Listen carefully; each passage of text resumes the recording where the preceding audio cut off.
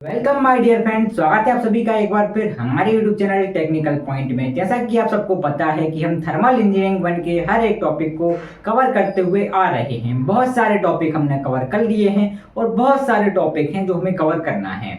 तो उसी के अंतर्गत आज हम पढ़ने वाले हैं समर एयर कंडीशनिंग सिस्टम के बारे में। एयर कंडीशनिंग क्या होता है, तो ये वीडियो हमने पहले बना दी है, वहां पे जाके आप देख लीजिए कि एयर कंडीशनिंग क्या होता है, कितने टाइप की रहती है, आप वहां पे जाके देख सकते हैं। और अगर आप हमारे चैनल पे नए हैं तो हमारे चैनल को सब्सक्राइब कर लीजिएगा, वीडियो को लाइक कर दीजिएगा और अपने दोस्तों के साथ ज़्यादा से ज़्यादा हो सके शेयर कीजिएगा। तो आज की धमाकेदार वीडियो शुरू करते हैं। सबसे पहले देखिए कि समर एयर कंडीशनिंग सिस्टम क्या होता है। समर एयर कंडीशनिंग सिस्टम गर्मियों में घर के अंदर का तापमान कम करने के लिए इस्तेमाल किया जाने वाला सिस्टम है। यह सिस्टम बाहरी एयर को ठंडा करके घर के अंदर भी ले जाता है। आपने एक चीज देखी होगी कि जब गर्मियां पड़ती हैं तब एसी क्या करते हैं, आप टेम्परेचर कम करते हैं, ज्यादा करते हैं, टेम्परेचर आप लूज करते हैं गर्मियों के दिनों में, जिससे कि आपको ठंडी ठंडी एयर है वो मिलती रहती है, आप फील करते हैं ठंडी एयर को। तो उसी तरह ये समर एयर कंडीशनिंग है, उसको फील करके पढ़िए जिससे आपको मजा आएगा। विंटर में क्या होता था कि अपन गर्म जो एयर है उसको लेते थे और बढ़िया गर्मी लेते थे। और बस अब पढ़ेंगे इसके कंस्ट्रक्शन के बारे में कि इसका कंस्ट्रक्शन किस तरह का रहता है, कौन कौन से इसमें बेसिक पार्ट रहते हैं। और मैं आपको बता दूंगा कि वीडियो में लास्ट तक बने रहिएगा, क्योंकि इसकी थ्योरी भी हम आपको लिखवाएंगे, बिना थ्योरी लिखवाए कहीं नहीं जाएंगे। वरना ऐसा है कि आप अगला डायग्राम देख लेते हैं और डायग्राम देख के बस चले जाते हैं। डायग्राम के साथ जो टेक्निकल वे में थ्योरी अपन किस तरह लिख सकते हैं वो है, देखो थ्योरी बना के लिखने में और टेक्निकल वे में लिखने में बहुत ही अंतर होता है, जमीन आसमान का अंतर होता है। तो अब हम पढ़ेंगे इसका कंस्ट्रक्शन नेक्स्ट पेज पे। अब हम पढ़ने वाले हैं समर एयर कंडीशनिंग सिस्टम के कंस्ट्रक्शन के बारे में। कंस्ट्रक्शन का क्या मतलब होता है कि इसमें कौन कौन से बेसिक पार्ट रहते हैं, उनकी कैसी वर्किंग रहती है, कैसे ये वर्क करता है, तो वो हम समझेंगे कंस्ट्रक्शन में। तो शुरू करते हैं इसका कंस्ट्रक्शन। सबसे पहले आप लाइन डायग्राम देखिए कि लाइन डायग्राम में कौन कौन से कंपोनेंट आपको दिख रहे हैं। सबसे पहले आपको दिख रहा होगा एयर डैम्पर। एयर डैम्पर का काम क्या रहता है बताइए, क्योंकि आपने अगर विंटर एयर कंडीशनिंग सिस्टम देखा है तो पता होगा। इसका काम रहता है कि ये एयर को भेजता है कंट्रोल्ड करके। ये जब बंद होता है तो एयर आना बंद हो जाती है, जब खुलता है तो एयर आना चालू हो जाती है। फिर ये लगा है एयर फिल्टर।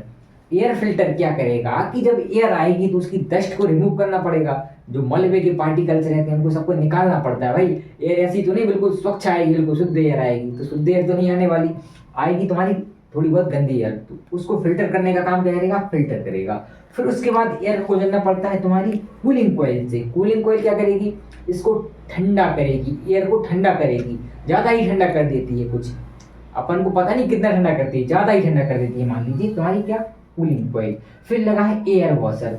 एयर वॉशर क्या करता है कि जो एयर की नमी रहती है उसको रिमूव करता है। क्या करता है, रिमूव करता है, जिससे जो पानी है एयर का, वो नमी है पानी के रूप में कहाँ जाती है, संप में जाती है, इसको बोलते हैं संप।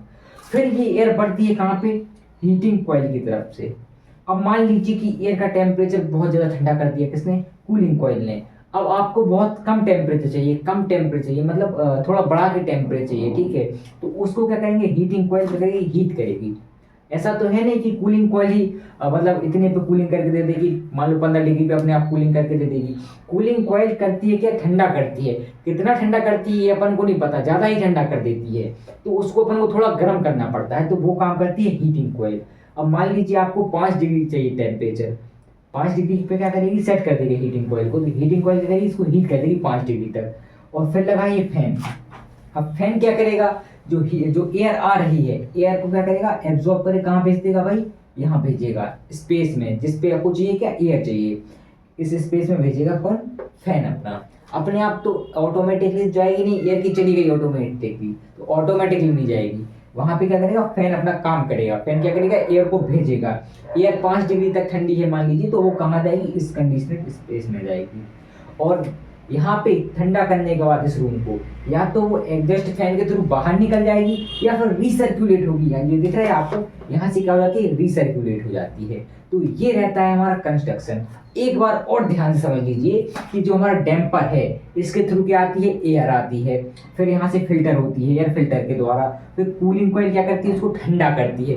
कितना ठंडा करती है नहीं पता, ज़्यादा ही ठंडा कर देती है। भाई ठंडक को अपन सेट नहीं कर सकते, अपन सेट कर सकते हैं इसको, टेम्परेचर को सेट कर सकते हैं, हीट को सेट कर सकते हैं। ये लगा रहता है आपका एयर वॉशर। ये क्या करता है, जो एयर आ रही है उसकी नमी को रिड्यूस करता है, नमी को कम कर देता है, और जो नमी है वो पानी के रूप में कहा जाती है संप में आ जाती है।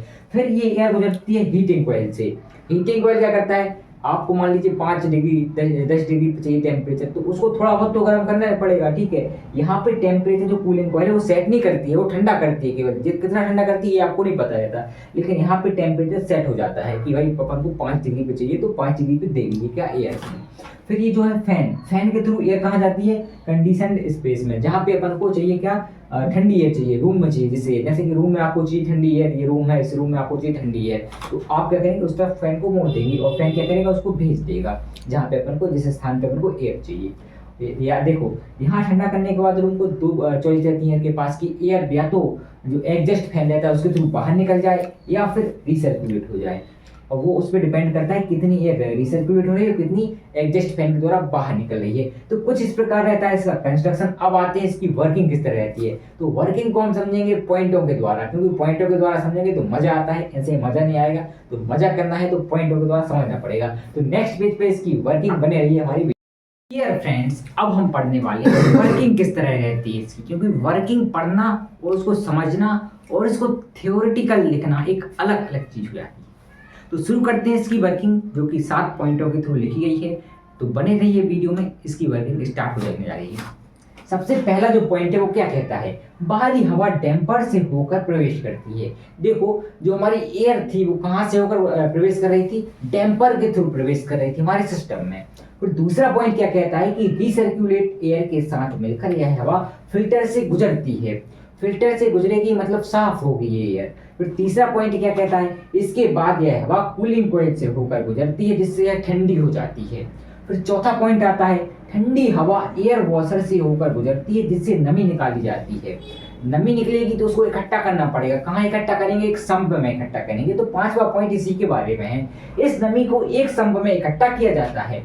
जो हमारी नमी है उसको देखो, नमी किस रूप में निकलेगी, पानी के रूप में निकलेगी, और उसे हम क्या करेंगे, इकट्ठा करेंगे। तो 6वां पॉइंट क्या कहता है, यह हवा को हीटिंग कॉइल से गुजारा जाता है ताकि इसका तापमान सही रहे। अब टेम्परेचर पे हमें सही सेट करना है, ठीक है, कितने डिग्री पे हमें हवा चाहिए, तो वो काम करेगा क्या, हमारी हीटिंग कॉइल करेगी। तो अब जो 7वां पॉइंट है वो है नेक्स्ट पेज पे। तो डियर फ्रेंड, जो 7वां पॉइंट रह गया था वर्किंग को, अब हम उसको समझेंगे। अगर आप वीडियो में बने हैं तो मजा आ जाएगा आपको भी पढ़ने के बाद। फिर क्या होता है 7वें पॉइंट में कि अंत में फैन की मदद से ठंडी हवा घर के अंदर पहुंचाई जाती है। घर मतलब जिस स्थान पे हमें ठंडी हवा चाहिए रहती है। तो ये रहता है समर एयर कंडीशनिंग सिस्टम का कंस्ट्रक्शन, उसका लाइन डायग्राम और उसकी वर्किंग। उम्मीद करता हूँ कि आपको ये बहुत ही अच्छी तरीके से समझ में आ चुका होगा। अगर नहीं आया है तो एक बार और रिपीट करके देख लीजिए, जिससे आपका जो कॉन्सेप्ट है हमेशा के लिए बिल्ड हो जाएगा, कभी मिटेगा नहीं ये, ठीक है। और अगर आप हमारे चैनल पर नए आए हैं तो हमारे चैनल को सब्सक्राइब कर लीजिएगा। वीडियो पसंद आ रहे हैं तो वीडियो को लाइक कीजिएगा, और इसकी प्लेलिस्ट देखना मत भूलिएगा। प्लेलिस्ट में हर एक टॉपिक है, पढ़ा दिया है मैंने, तो वहाँ पे जाके आप इसकी प्लेलिस्ट भी चेक कर सकते हैं। और क्या बताऊँ आपको, और बता दूँ मैं कि अपने दोस्तों के साथ जरूर शेयर कीजिएगा, क्योंकि दोस्त पढ़ेंगे आप बढ़ेंगे। कंपटीशन होगा तब तो मजा आएगा, बिना कंपटीशन के बिल्कुल मजा नहीं है। और थैंक्स फॉर वॉचिंग।